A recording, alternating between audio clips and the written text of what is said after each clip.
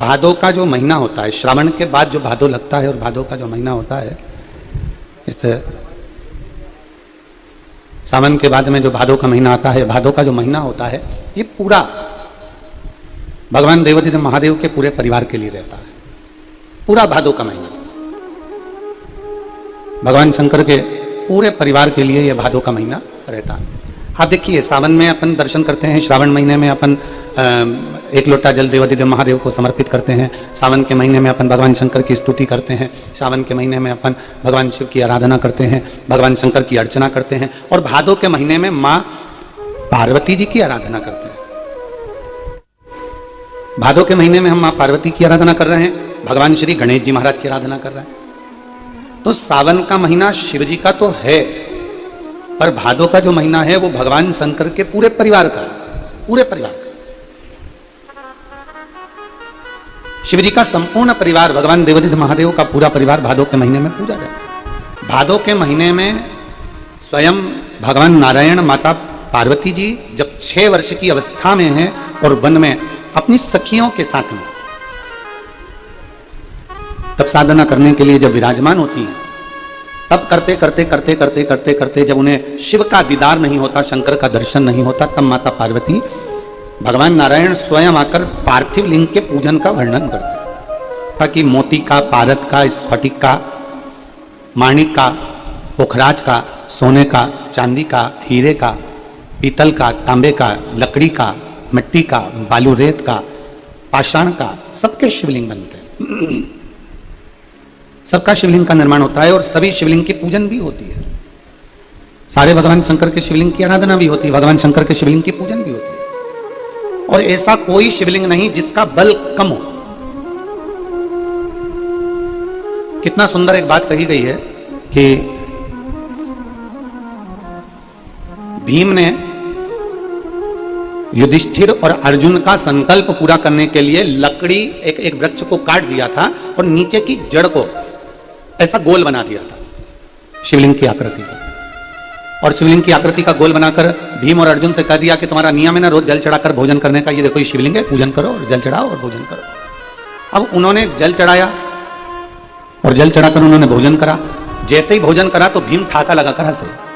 भीम ने कहा कि मैंने तुमको पागल बना दिया, मैंने तुमको बेवकूफ बना दिया, मैंने पेड़ को काट दिया, जड़ को मैंने शंकर की शिवलिंग की आकृति दे दी, और मैंने शंकर की शिवलिंग की आकृति देकर मैंने तुमसे उस पर जल चढ़वा दिया। मैंने जल चढ़वा दिया, और जब मैंने तुमसे जल चढ़वाया और तुमने जल चढ़ाकर भोजन भी ग्रहण कर लिया। जल चढ़ाया मेरे कहने पर, वो भोजन भी ग्रहण कर लिया। अब कई माताएं ऐसी हैं, कई भाई ऐसे हैं, कई बहनें ऐसी हैं जो शिव महापुराण की कथा को सुन सुनकर मंदिर जाती हैं। कहीं कहीं मंदिर में पाषाण की शिवलिंग होता है, कहीं कहीं बालू रेत का बना होता है, कोई शिवलिंग पारद का होता है, कोई शिवलिंग स्फटिक का होता है, जो उनकी मर्जी में। उनको नहीं मालूम, वो तो बस इतना जानती है कि हम भोले के और भोले हमारे। कई कई माताएं कहती हैं, गुरुजी हम जिस मंदिर में जल चढ़ाने जाते हैं वहां का जो शिवलिंग है उसकी दिशा पूरब में, कोई कह देता है पश्चिम में है, कोई कह देता है दक्षिण में है, कोई कह देता है उत्तर में है, कोई कहता है हमको मालूम ही नहीं कि हम जिस मंदिर में जल चढ़ा रहे हैं उसकी दिशा किस ओर है। क्या हम मंदिर में जल चढ़ा रहे हैं और भगवान शंकर हमारे जल को स्वीकार कर रहा है? क्यों नहीं करेगा? भगवान शिव उसको स्वीकार क्यों नहीं करेगा? भगवान शंकर क्यों ना स्वीकार करेगा? बस क्या चाहिए?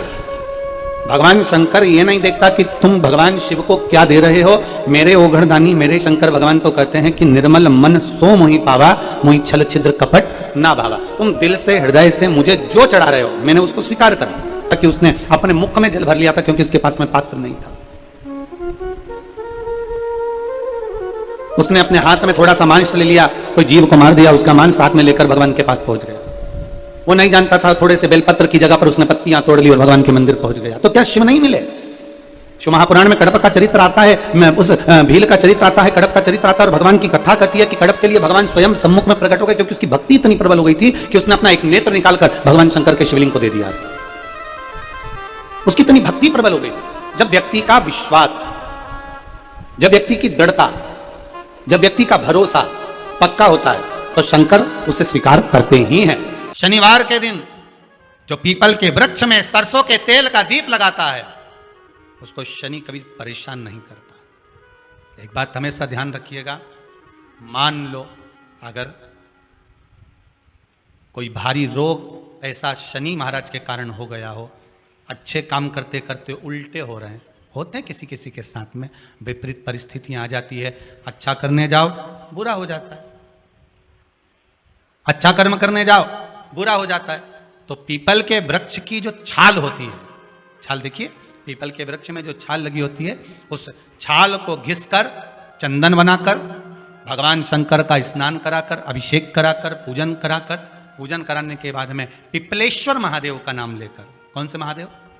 पिपलेश्वर महादेव का नाम लेकर वो जो घिसी हुई छाल होती है, उस छाल का तिलक भगवान शंकर को लगा लो और उसी का थोड़ा सा भाग अपने कंठ पर, मस्तक पर लगाना प्रारंभ कर दो। धीरे धीरे जो विपरीत दशा है वो सुधरना प्रारंभ हो जाती है। पर नाम याद रखना, पिपलेश्वर, जम के बोलिए, पिपलेश्वर महादेव भगवान शंकर का एक अवतार है, पिपलाद अवतार, पिपलाद अवतार।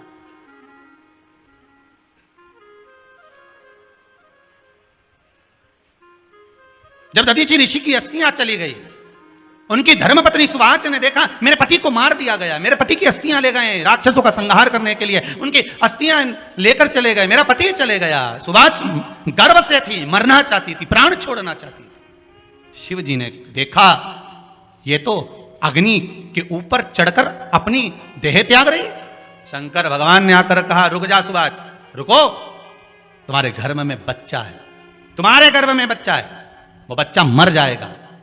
अब इस बच्चे को जन्म देकर भी क्या करूंगा? नहीं पिपली, तुम्हारे गर्भ में जो बच्चा है वो महाज्ञानी है, तुमने मुझसे प्रसाद के रूप में मांगा था, कहा था शिव जैसा पुत्र होना चाहिए, तो क्या तुम शंकर को नष्ट कर दोगे? मैं शंकर को जन्म दूंगी। सुवाच ने 2 पत्थर उठाए, अपने गर्भ पर मारना प्रारंभ करा, गर्भ पर मारा, बच्चे ने जन्म लिया। बच्चा 7 महीने का था। उस बच्चे को उठाकर पीपल के कोटर में रख दिया, पीपल की कोटर। एक गिलहरी पीपल के फल को लेकर आती थी, पिपलाद के मुंह में देती थी। शिव का एक अवतार, इसलिए शंकर का नाम ही पिपलेश्वर महादेव। शिव का एक अवतार पिपलाद के रूप में हुआ है। तुम क्यों चिंता करती हो? तुम चिंता मत करो, तुम्हारा पुत्र जन्म दो तुम। और दिया धन सुवाच ने, उसके बाद प्राणों को त्यागा। और उस पीपल के कोटर में अगर भरण पोषण करने वाला कोई था तो वह देवाधिदेव महादेव था। फिर निवेदन करेंगे, माता के गर्भ में बच्चा रहता है, उसका भरण पोषण करने वाला मेरा देवाधिदेव महादेव है। अगर जन्म उसने दिया है तो मृत्यु भी वो देगा। अगर तुमको कुछ ज्ञान दिया है तो अच्छी जगह पर भी वही पहुंचाएगा। आप जो अभिलाषा लेकर आते हैं, बच्चे कहते हैं हमारी नौकरी नहीं है, सर्विस नहीं है, हम इस कॉलेज में पढ़ना चाहते हैं, इस जगह जाना चाहते हैं, हम इस पद पर जाना चाहते हैं, बस इतना याद रखना, तुम्हारा भाग्य बुरा नहीं होता। कभी भी याद रखना, संसार में जिसको भगवान ने जन्म दिया उसकी किस्मत कभी बेकार नहीं हो सकती। अगर भगवान तुम्हारी किस्मत बेकार होती तो जानवर बनाकर पैदा करता, इंसान बनाकर नहीं। किस्मत अच्छी थी इसलिए इंसान बनकर पैदा हुआ, जानवर बनाकर पैदा नहीं करा। अगर तुम्हारी किस्मत अच्छी थी इसलिए मनुष्य बनकर पैदा हुए हो, इंसान बनकर पैदा हुए हो, मानव बनकर पैदा हुए हो। भगवान को दोष मत देना कि भगवान ने किस्मत बेकार दी है। भगवान ने किस्मत अच्छी बनाई है इसलिए तुझे मृत्यु लोक में जन्म दिया। भगवान ने भाग्य अच्छा बनाया इसलिए तुझे शिव महापुराण की कथा सुनने का मौका दिया। नहीं तो भाग्य में नहीं होती तो कहां से मिल जाती? किस्मत अच्छी है तो भगवान नौकरी भी लगाएगा, धंधा भी करवाएगा, सर्विस भी कराएगा, विवाह भी करेगा, शादी भी करेगा, मकान भी बनाएगा, जायदाद भी देगा, संतान भी देगा। उसने दिया है पेट तो भरेगा वही। हम काय को अपने माथे पर ले? मैंने इतनी पढ़ाई कर ली, मैं इंजीनियर हो गया, मैं ये बन गया, मैंने तो ये कर लिया, उसके बाद भी मैं घर में बैठा हूं, मेरा छोरा घर में बैठा, इतना पढ़ने के बाद बैठा। जन्म उसने दिया है, भाग्य उसका है, किस्मत उसकी है, तो कहो उसको कि शंकर का भजन कर, मंथन करे, मक्खन निकलेगा और घी भी जरूर बनेगा। हारना मती।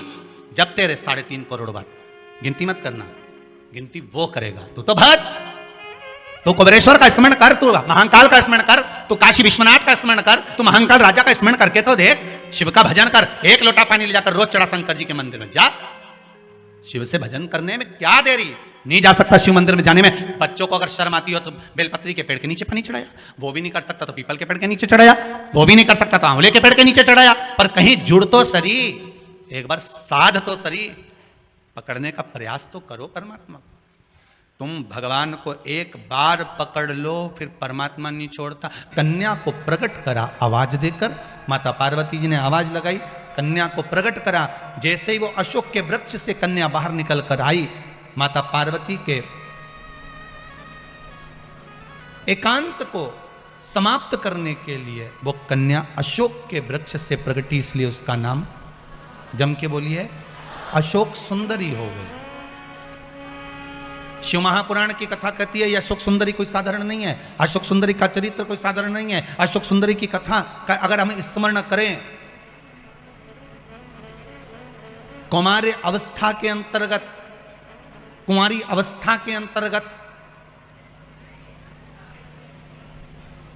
जिस कन्या हो चाहे वर हो, अगर उसके जीवन में, अगर वो कुमारी अवस्था में है, चाहे कन्या हो चाहे वर हो, उसके कुमारी अवस्था के अंतर्गत उसको जीवन में कुछ भी तकलीफ आए, हम तो फिर बच्चों से भी कहेंगे, ये बेटियों से, ये बेटों से जो कुंवारी अवस्था के हैं जिनका विवाह नहीं हुआ, उनसे हम ये जरूर कहेंगे कि जब भी आप शंकर जी को जल चढ़ाने के लिए जाओ, एक लोटा पानी चढ़ाने के लिए जाओ, तो शंकर जी को जब जल चढ़ाओ तो उससे पहले प्रयास करना कि जो शंकर जी के सामने, आपको मालूम है ना अशोक सुंदरी की जगह, शिव जी के सामने जहां से पानी बहता है उसके सामने बीच में एक मोटी सी लाइन होती है, वो अशोक सुंदरी की जगह होती है। अगर आप कोई एग्जाम देने जा रहे हो, कोई कंपटीशन एग्जाम में बैठ रहे हो, कहीं इंटरव्यू देने जा रहे हो, या कोई परीक्षा निकल नहीं रही है, तो प्रयास करो, विवाह नहीं हो रहा है या कोई काम आपका अटक रहा है, तो शिव को जल चढ़ाने से पहले अशोक सुंदरी वाली जगह पर आप थोड़ा सा जल समर्पित करो, अपनी मनोकामना करो और शिव जी को जल चढ़ाकर फिर जाइए, बाबा आपका कार्य पूर्ण कर देगा। कुंवारी अवस्था वालों के लिए अशोक सुंदरी का स्मरण जरूरी है।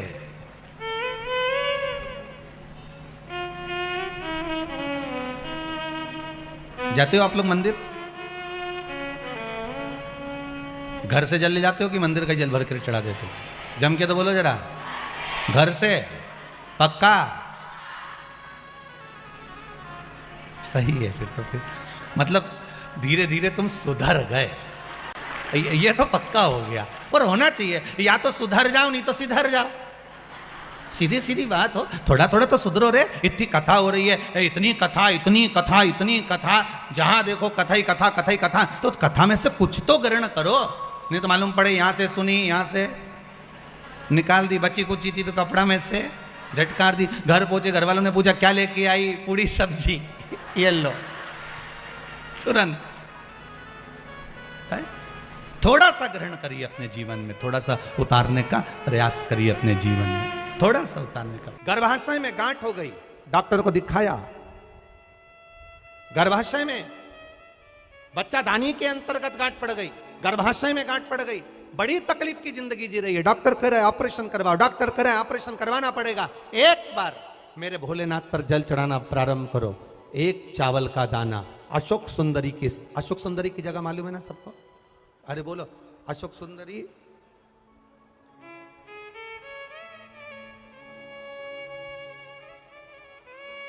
जैसे ये शिवलिंग,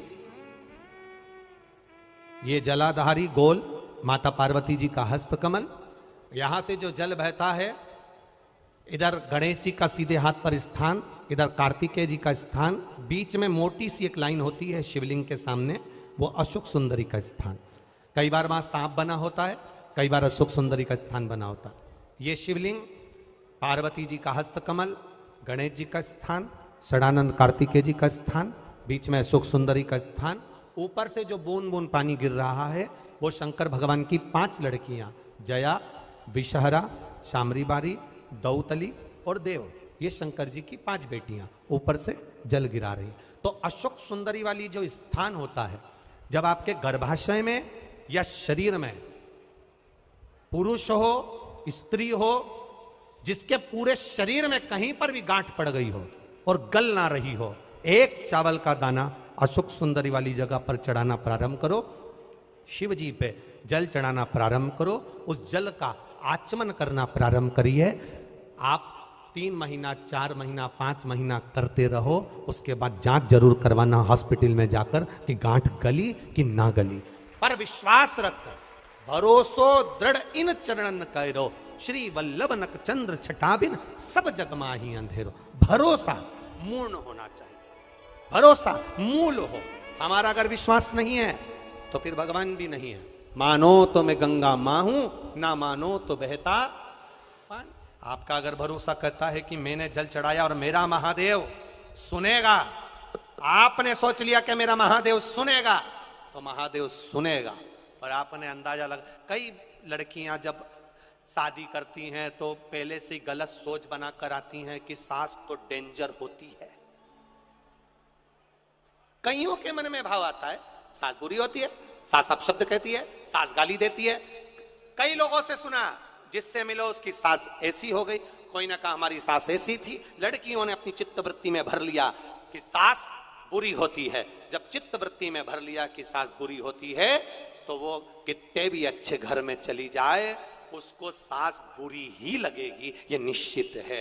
और अगर आपने मन में सोच लिया कि जो किस्मत में लिखा होगा देखा जाएगा, संसार सागर में जन्म लिया है, सुख दुख चलता रहता है, अगर कोई बेकार भी मिल गया ना तो अपना स्वभाव से मैं उसको अच्छा बना लूंगी, मुझ में वो क्वालिटी है तो वो अच्छा हो जाए। कुबेर सुनो दाता विधाता, इस बेलपत्री के पेड़ के नीचे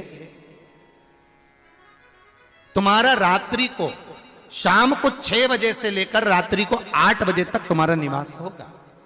जैसे पीपल के पेड़ में देवताओं का निवास, आपको आप लोगों ने यदि पद्म पुराण पढ़ी होगी या सुनी होगी तो उसमें स्पष्ट कहा है, पीपल के वृक्ष की गणना ध्यान देना। पीपल के वृक्ष में सुबह 4 बजे से लेकर 7 बजे तक ब्रह्मा जी का वासा होता है।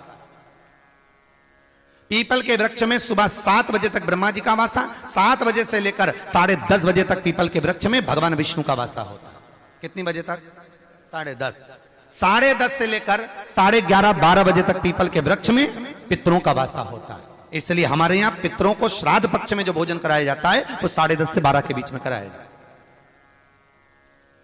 12 बजे के बाद पीपल के वृक्ष में दोपहर के 1:30 बजे तक आहूतों का वासा रहता है। आहूत कौन? जो गर्भ में शांत हो गए, जो कुंवारी अवस्था में शांत हो गए, जो जन्म लेने के बाद उनका विवाह नहीं हुआ और शांत हो गए, उन आहूतों का वासा उस पीपल के वृक्ष में दोपहर में 1:30 बजे तक रहता है। उसके बाद में प्रेतों का वासा चालू होता है। इसलिए दोपहर के समय पीपल के पेड़ की परिक्रमा नहीं होती। फिर शाम को 4 बजे से 7 बजे तक पीपल के वृक्ष में शंकर जी का वासा होता है। इसलिए शाम के समय पीपल की परिक्रमा नहीं होती। 7 बजे के बाद में पीपल के वृक्ष में रात्रि को 9 बजे तक कुबेर का वासा होता है। फिर 9 बजे के बाद में प्रेतवास चालू होता है पीपल के वृक्ष में। उसी तरह बेलपत्री का जो वृक्ष है, उस बेलपत्री के वृक्ष के नीचे रात्रि को 8 बजे से लेकर 12 बजे तक बेलपत्री के पेड़ के नीचे कुबेर का निवास होता है। महाराज कुबेर का निवास। प्रयास करा करो सोमवार के दिन किसी बेलपत्री के पेड़ के नीचे हम दीप लगाएं, घी का दीप। यदि संपदा की कमी हो तो, अगर भगवान ने खूब संपदा दी है तो भले मत लगाओ, कोई दिक्कत नहीं। कोई बुद्धि से विकलांग विवेक काम नहीं कर रहा,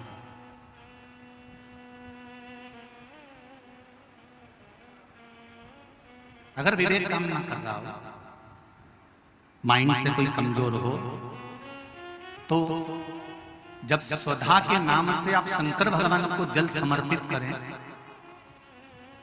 स्वधा स्वधा कहकर उस जल को समर्पित करें, तो पितरों का स्मरण कर कर वही स्वधा को समर्पित किया गया जल, जिसको विवेक की तकलीफ होती है, बुद्धि की तकलीफ होती है, अपने पितरों का, अपने पूर्वजों का स्मरण कर कर उस जल को उस विवेकहीन व्यक्ति के दोनों भुकुटियों के पास में लगा देना चाहिए थोड़ा सा।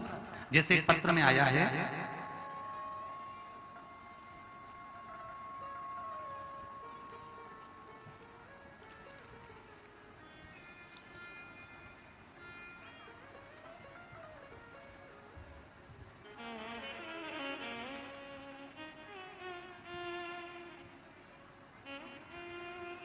अमन मिश्रा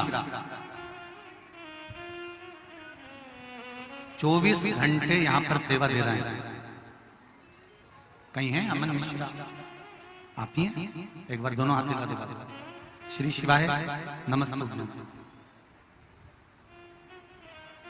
मेरी छोटी बहन मानसिक रूप से असंतुलित है।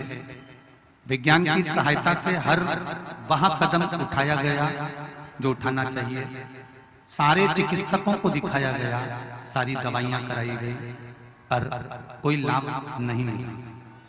सिर्फ और सिर्फ अगर कुछ थोड़ा सा लाभ देख पाया हूं अपनी बहन पर, तो बिलपत्री मैंने अपनी बहन को सेवन कराना प्रारंभ करा, जिससे अब उसमें थोड़ा सा लाभ देख पा रही हूं। सही आपने लिखा है पत्र, दोनों हाथ मिला दीजिए। हर हर बैठो बैठो बैठ बैठ। कहां से हो बाबू? यही सिमरी पे। बाबा की कृपा हो। अगर मेरे बाबा ने थोड़ा सा भी हाथ पकड़ा है, सारे मेडिकल को दिखाने के बाद भी अगर थोड़ा सा लाभ भी इंच मात्र का भी अगर दिया है मेरे शंकर ने, तो ये जान लेना, मैं तो यहां तक कहूंगा कि आप अगर शिव महापुराण की कथा तक पहुंचे हो, या आस्था चैनल पर शिव महापुराण की कथा सुन रहे हो, या फेसबुक यूट्यूब पर टाइम निकालकर अगर शिव महापुराण की कथा सुन रहे हो, तो ये मेरा विश्वास कहता है कि शंकर भगवान ने तुम्हारा हाथ पकड़ लिया है, अब वो डूबने नहीं देगा, ये निश्चित है। कौन आता है सिमली अर्चन में इतनी दूर अपने अपने गांव से? जो आसपास के रहते होंगे वो आ जाते होंगे, व्यापार करने आ जाते होंगे, जिसके यहाँ शादी ब्याह होता होगा तमाते होंगे। कौन आएगा किसी के? कौन सुनेगा आस्था चैनल पर कथा? कौन सुनेगा फेसबुक पर कथा? अगर आप ढूंढते ढूंढते भी अगर महापुराण की कथा तक पहुंचे हो, भले आसपास चैनल के माध्यम से सुन रहे हो, फेसबुक यूट्यूब के माध्यम से सुन रहे हो, चाहे इस पंडाल में सुन रहे हो, आप ढूंढते हुए भी अगर शंकर की कथा तक पहुंचे हो, तो जरूर मेरे देवाधिदेव महादेव को कुछ अच्छा करना होगा। इसलिए तुमको खींच कर यहाँ तक बुला लिया, नहीं तो बहुत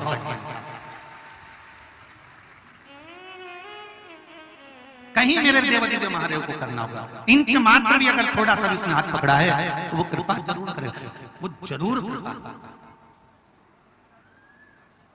मैंने तेरे ही भरोसे ओ बाबा, तेरे ही भरोसे हवा विच उड़ती जावांगी, बाबा डोर तो छठी में कटती जावांगी, ओ बाबा मेरे बदन भोले, मेरे बदन हवा विच उड़ती जावांगी, बाबा डोर हतो छठी में कटती जावांगी। शिव ने मेरे हाथ पकड़ा है, मेरे शंकर ने, मेरे ओघड़दानी ने, मेरे त्रिकालदर्शी ने, मेरे कैलाशी अविनाशी ने अगर हाथ पकड़ा है, तो वो छोड़ेगा नहीं।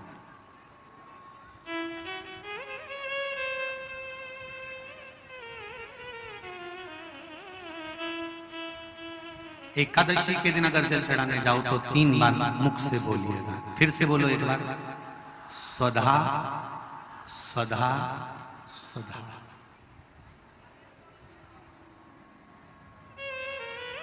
ज्यादा पितृदोष हो, ज्यादा तकलीफ चल रही हो, बहुत ज्यादा कष्ट में हो, तो शिव मंदिर में बैठकर या घर के मठ का परिंदा या पूजन वाली जगह पर बैठकर 12 श्लोक का सुधा स्तोत्र का पाठ भी कर सकते।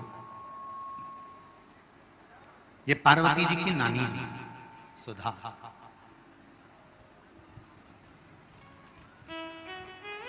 जो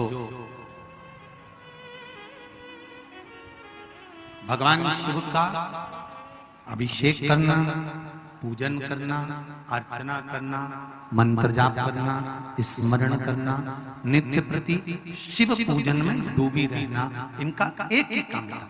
थी पितरों की पत्नी,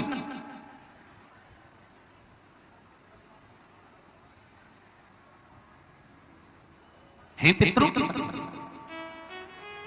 पर भक्ति में इनका बल बड़ा प्रबल था।